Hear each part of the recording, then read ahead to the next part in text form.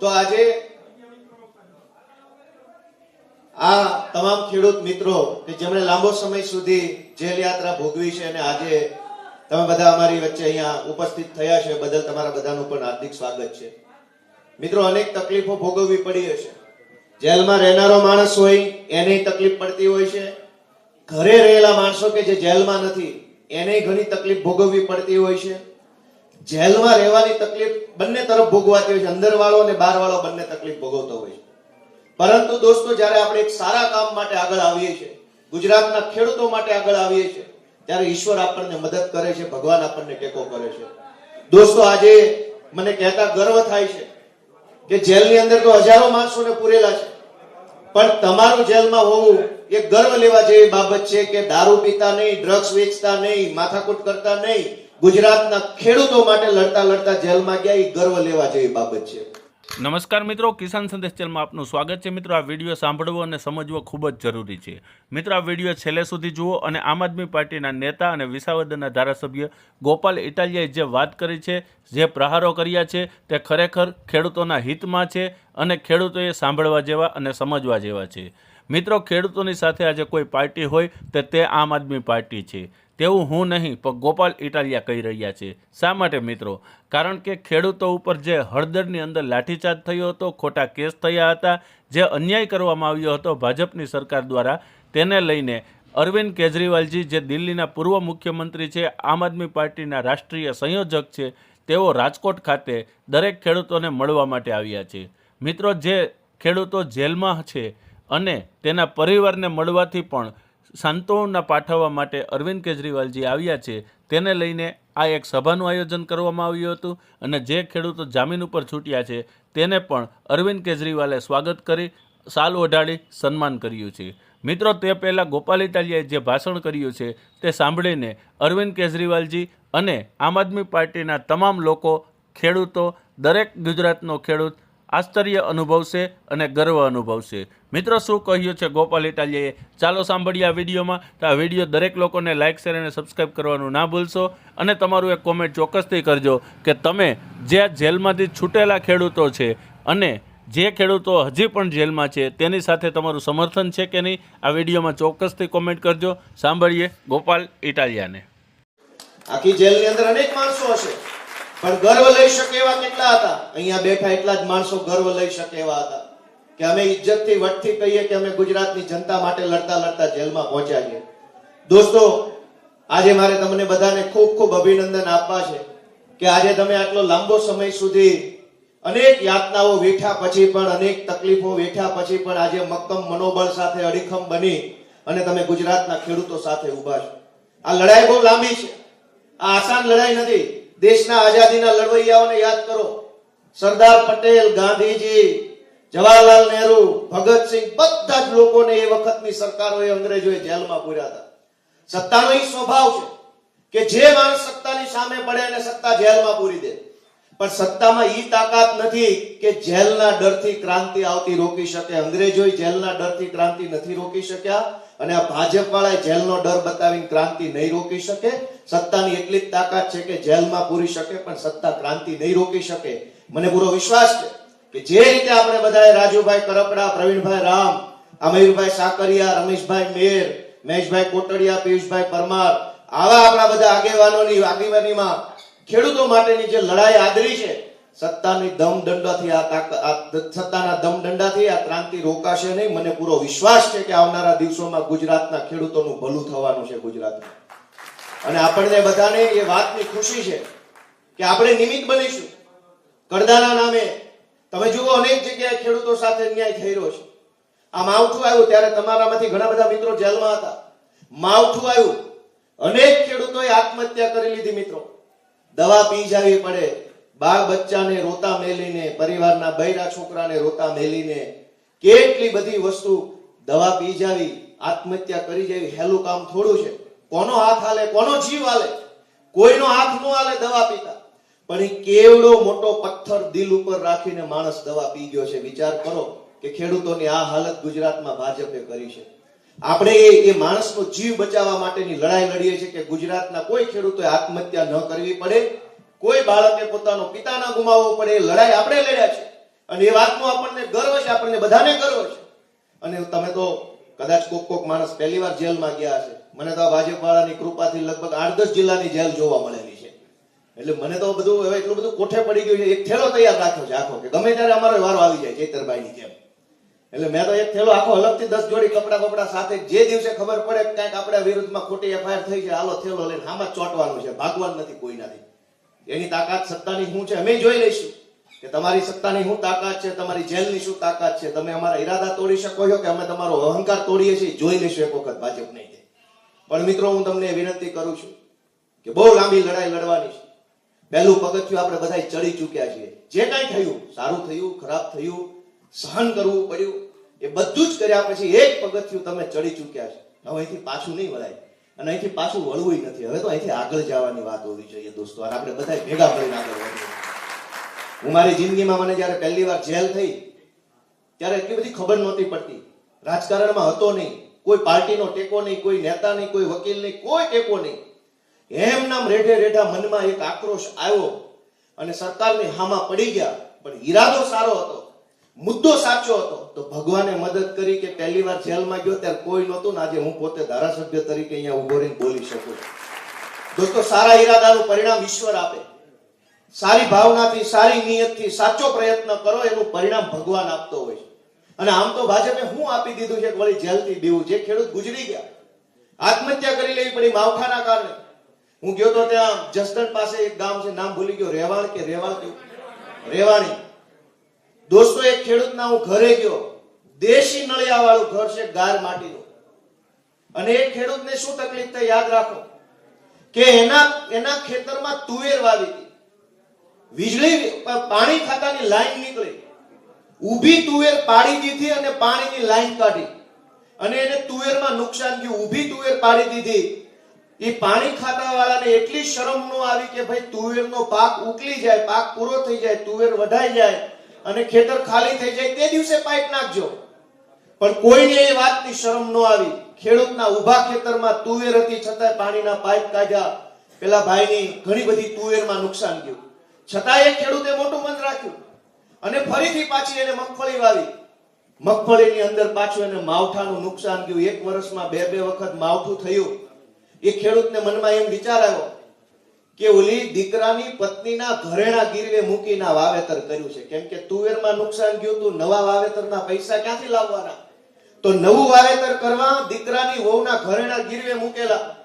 એ ભાઈને અંદરથી સંકોચ થયો કે દીકરાને અને એની વહુને મોઢું કેમ બતાવવાનું કે તમારા ઘરેણા હાહરો વેચી આવ્યો છે અને હું છોડાવી શકે એમ નથી. તો હું મોઢું બતાવીશ મારા દીકરાને ને એની વહુને કે ઘરેણા ગીરવે મૂક્યા છે. એ વાતથી એટલી બધી અંદર એને આઘાત લાગ્યો. ખેતરના સાહમાં જઈને દવા પી ગઈ ભાઈ. અને હવારે દવા પી ગયા તો 5 વાગ્યાના પરિવારને ખબર પડી કે સાહમાં દવા પી ગયા.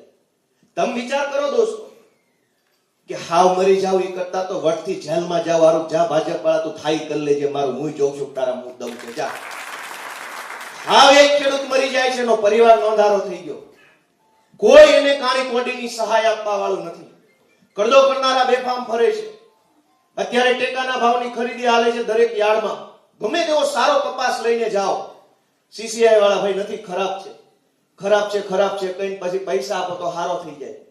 મોટા ભાગના ટેકાના ખરીદી કેન્દ્રોમાં વેપારીઓના ખટારા મોઢે કપાસ, મગફળી ચડી જાય છે, પણ ખેડૂત જ્યારે ઘરની પાકેલી મગફળી કપાસ લઈ જાય તો રિજેક્ટ થાય છે. વાત સાચી છે ખોટી? અને આપણે એ લડાઈ લડીએ છીએ કે ચોર ચપાટાઓ માટે કોઈ કાયદો નથી ગુજરાતમાં, ગુંડા બુટલેગરો માટે કોઈ કાયદો નથી. કાયદો બધો મારા તમારા જેવા ગરીબો માટે અનામત રાખેલો છે કે તમે વાંકમાં આવશો તો પૂરી દેશું 2 મહિના. બુટલેગરો ભલે દારૂ વેચે, જમીન માફિયા ભલે જમીન પડાવે, વ્યાજ માફિયા ભલે વ્યાજે ફેરવે, વેપારીના નામે બધા લોકો ભલે ટેકાના ભાવમાં કપાસ કે મગફળી નાખી દે, કોઈ કાયદો, કોઈ પોલીસ, કોઈ સરકાર નથી. ગરીબ માણસ ઝપટમાં આવી ગયો તો 307 ને 207 ને 807. મિત્રો, આપણે એક લાંબી લડાઈ લડવા માટે તૈયાર થવાનું છે. કેજરીવાલજી કેવડી મોટી લડાઈ લડીને આવ્યા છે. એ સરકારી નોકરી કરતા હતા અને સરકારી નોકરીમાં જાઓ તો કરોડપતિ થઈ ગયા. ઇન્કમ ટેક્સના કમિશનર હતા. આમાંથી એક ફાઇલ ખોલવાના પૈસા મળે ને બંધ કરવાના પૈસા મળે. આ ક્યાં મુખ્યમંત્રી બનવાનું હતું? એ ત્યાં રહ્યા હોત તો કરોડપતિ થઈ ગયા હોત ને હારી જગ્યાએ બધે ફાર્મ લઈ લીધા હોત. હિંગોળગઢમાં એક ફાર્મ હોત એનું, એક સુરેન્દ્રનગર લઈ લીધું હોત ને થાનમાં ખાણું કરાવી નાખ્યું હોત. પણ દોસ્તો, એને રસ્તો નથી પસંદ કર્યો. સંઘર્ષનો રસ્તો પસંદ કર્યો, એ જેલમાં ગયેલા છે. મનોજભાઈ પર 307 થયેલી છે.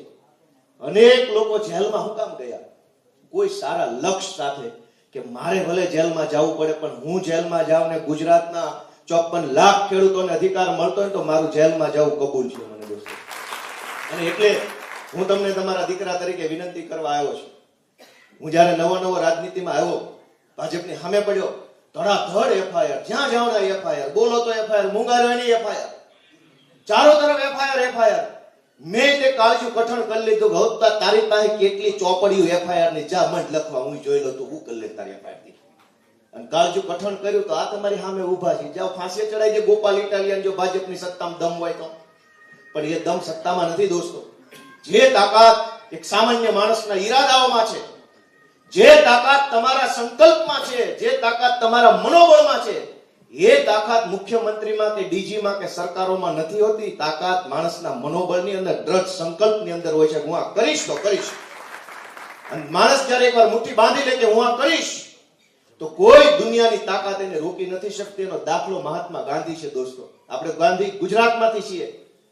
ગાંધી બાપુ પાસે પહેરવા પૂરા લુગડા નહીં, અડધી પોતળી ને અડધું પન્યું નાખેલું, પૂરા લુગડા નહીં, હારા ચપ્પલ નહીં, મોબાઈલ નહીં, ગાડી નહીં, પેજ પ્રમુખો નહીં, ગામડે ગામડે બુથ સંગઠન નહીં, કાંઈ હતું?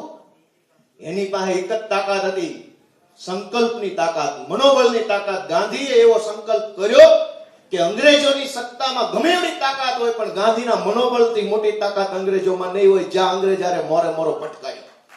અને ગાંધીનું મનોબળ જીત્યું કે અંગ્રેજોની સત્તા જીતી? કોણ જીત્યું વિચારો બધા.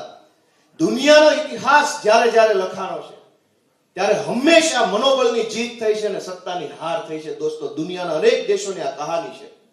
મહાભારતનું યુદ્ધ હોય તો સેના કોની પાસે હતી? હજારો અક્ષોહિણી સેના, મનવંતા હાથી, ઘોડા, તીર, કામઠા, ભાલા, બધું જ કોની પાસે? કૌરવો પાસે. પાંડવો પાસે શું હતું? મક્કમ મનોબળ. ભગવાન શ્રી કૃષ્ણનો સાથ હતો, એક સંકલ્પ હતો કે આજતા એ કૌરવોને હરાવવાના છે. ઇતિહાસમાં શું લખાયું કે સેનાવાળા કૌરવ જીત્યા કે મનોબળવાળા પાંડવો જીત્યા? દોસ્તો, એ ગાંધીની વાત હોય કે કૌરવોની વાત હોય કે આજના સમયની વાત હોય, ઇતિહાસમાં હંમેશા મનોબળ જીત્યું છે, સાચો સંકલ્પ જીત્યો છે અને નાનામાં નાના માણસની આત્મશક્તિ જીતી છે. મને આજે તમારા બધા ઉપર ગર્વ છે અને વિશ્વાસ છે. ખાસ કરીને અમારા મયુરભાઈ આગેવાની ભેગા હતા પાછા, અને એ તો અનુભવી છે, જેલના, એ તો માસ્ટર ડિગ્રી કરેલી છે. 307 ઉપરાઉપરી 2 વખત થઈ ગઈ. હવે કોલર પકડવાની 307, ચૈતરભાઈ ઉપર ગલાસ પકડવાની 307, મનોજભાઈ ઉપર નારા બોલાવવાની 307. અમે બધો કાયદો, કાનૂન, વહીવટી તંત્ર બધું ભણેલા છે. વારો આવવા દો, તમને 307 નું ડબલ પાછું આપવાનું છે ભાઈ. અમે કોઈનું રાખીએ નહીં. તમને 614 પાછા ન આપીએ તો કહેજો ને મારા વાલા ભાજપાળાઓ. શું સમજે છે ગુજરાતમાં? અનેક ખેડૂતો હેરાન થઈ રહ્યા છે, એનું કોઈ સાંભળવા વાળું નથી. પણ સામાન્ય માણસ બોલવો ન જોઈએ. દોસ્તો, મારી છેલ્લી વિનંતી તમને કરું છું કે આ રાજકોટમાં આપણે બેઠા છીએ. હમણાં રાજકોટના પત્રકાર જગદીશભાઈ મહેતા ઉપર એફઆઈઆર થઈ, ધડાધડ એફઆઈઆર. સવાર પડે તો એક એફઆઈઆર ક્રાઇમ બ્રાન્ચે લખી નાખી. તમને બધા સમાચાર મળ્યા કે નહીં? ચૈતરભાઈ પર એફઆઈઆર, તમારા ઉપર એફઆઈઆર, રાજુભાઈ ઉપર એફઆઈઆર. શું કામ એટલી બધી એફઆઈઆર થાય છે? ગુજરાતમાં 30 વર્ષથી ભાજપે ડર અને દંડાનું શાસન ચલાવ્યું છે કે તકલીફ તમને ગમે તેટલી પડે, બોલતા નહીં. ગમે તેવું ખરાબ થાય, બોલતા નહીં. બોલશો તો એફઆઈઆર થઈ જશે. રોડ ભલે ખરાબ હોય, ખરાબ રોડમાં ભટકાઈને માથા ફૂટી જાય તો ભલે ફૂટે, પણ બોલતા નહીં. શાળા ભલે ખરાબ હોય, બાળકો ભણ્યા વગરના રહી જાય, પણ બોલતા નહીં. બોલશો તો એફઆઈઆર. ગામની ગલીએ ગલીએ દારૂ કે ડ્રગ્સ વેચાય, તમારા છોકરા દૂષણનો ભોગ બને, પણ બોલતા નહીં. બોલશો તો ડ્રગ્સ વાળા ઉપર નહીં, તમારા ઉપર એફઆઈઆર. દવાખાનામાં ડોક્ટર ન હોય, દવા ન હોય, બોલતા નહીં. બોલશો તો એફઆઈઆર. તમે તમારો ખેતરમાં પકવેલો માલ લઈને એપીએમસી માં વેચવા જાઓ અને કડદો થાય તો બોલતા નહીં. બોલશો તો કડદો કરનારા પર નહીં, વિરોધ કરનારા પર એફઆઈઆર. ગામમાં બસ ન આવે તો વિરોધ ન કરતા, વિરોધ કરશો તો એફઆઈઆર. ટાઈમે તલાટી મંત્રી ન આવે ગામમાં, બોલતા નહીં. બોલશો તો એફઆઈઆર. 30 વર્ષથી ભાજપે આ ડર અને દંડાનું શાસન ચલાવ્યું છે.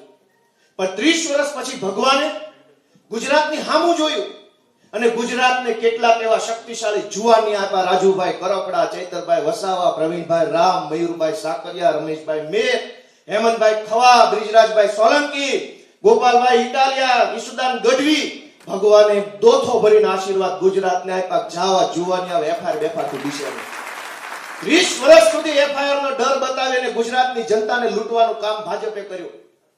પણ 1000 હાથવાળાએ સામું જોયું કે આ જુવાની આવ્યા અને જુવાનિયાઓએ શું કર્યું? જા તારી એફઆઈઆર, જેલ, પોલીસ, દમદાટી, દંડા જ નથી બીતા, શું કરી લઈશ? અને છાતી કાઢી અને ભાજપની છાતી ઉપર પગ મૂકીને 5 જુવાનિયા ધારાસભ્ય બની ગયા. ને વાત ભાજપને ગમતી નથી, એ વાતથી પેટમાં તેલ રેડાય છે કે આખા ગુજરાતને દબાયું તો અહીંયા 5 જુવાનિયા ધારાસભ્ય સેના બની ગયા. અને હવે આ 5 જુવાનિયા ધારાસભ્ય બન્યા એટલે ભાજપનો ડર ઘટી રહ્યો છે ને જનતાની હિંમત વધી રહી છે. દોસ્તો, જ્યાં જ્યાં ચૈતરભાઈ જાય લોકોને હિંમત આવે, જ્યાં જ્યાં બ્રિજરાજ સોલંકી જાય લોકોને હિંમત આવે, ગોપાલ ઇટાલિયા બોલે લોકોને હિંમત આવે, ઈશુદાન ગઢવી બોલે, રાજુ કરપડા ઉભો થઈને બોલે તો સિંહ ગર્જના કરતો એવું લાગે. લોકોને બળ આવવા લાગ્યું. હવે લોકોને હિંમત આવી, લોકોને એક ભરોસો આવ્યો કે આ જુવાની અમારું નેતૃત્વ કરશે, અમને ક્યારેય આગળ પાછળ તકલીફ નહીં પડવા દે. લોકો બોલતા થયા, લોકો અવાજ ઉઠાવતા થયા, લોકો હિંમત કરતા થયા. એટલે લોકોને ફરીથી ડરાવવા માટે આ એફઆઈઆર નો ખેલ ચાલુ કર્યો છે. પણ હવે કરી લેજો ભાઈ, થાય એટલી, પછી અમારા વારામાં અમે કરશું. પછી કહેતા નહીં ભાઈ ભાજપ વાળાઓ કે કીધું નહોતું. આ દોસ્તો, આ એફઆઈઆર નો ખેલ શું કામ છે? પોલીસે જાણે છે ખોટું થઈ રહ્યું છે, બધાને બધી ખબર છે, પણ છતાંય શું કામ? કે ડર જે જનતાના મનમાંથી ઓછો થઈ રહ્યો છે ને એના કારણે ભાજપને તકલીફ પડે છે. બધાય ખેડૂતો બોલતા થઈ જાય તો જીવવું મુશ્કેલ થઈ જાય ભાજપનું. કડદો કરનારા કડદો કેમ કરી શકે? કેમ કે પહેલા શું પરિસ્થિતિ હતી કે કડદો કરનારો એક જણો હોય અને 2000 ખેડૂતો બચારા લાચાર થઈને સામું જોઈ રહ્યા હોય. આજ શું પરિસ્થિતિ છે કે રાજુભાઈએ નેતૃત્વ કર્યું, 2000 ખેડૂતો મોબાઈલ કાઢે મને વિડીયો ઉતારો, જોઈ લો કડદો થાય, જોઈ લો કડદો થાય છે.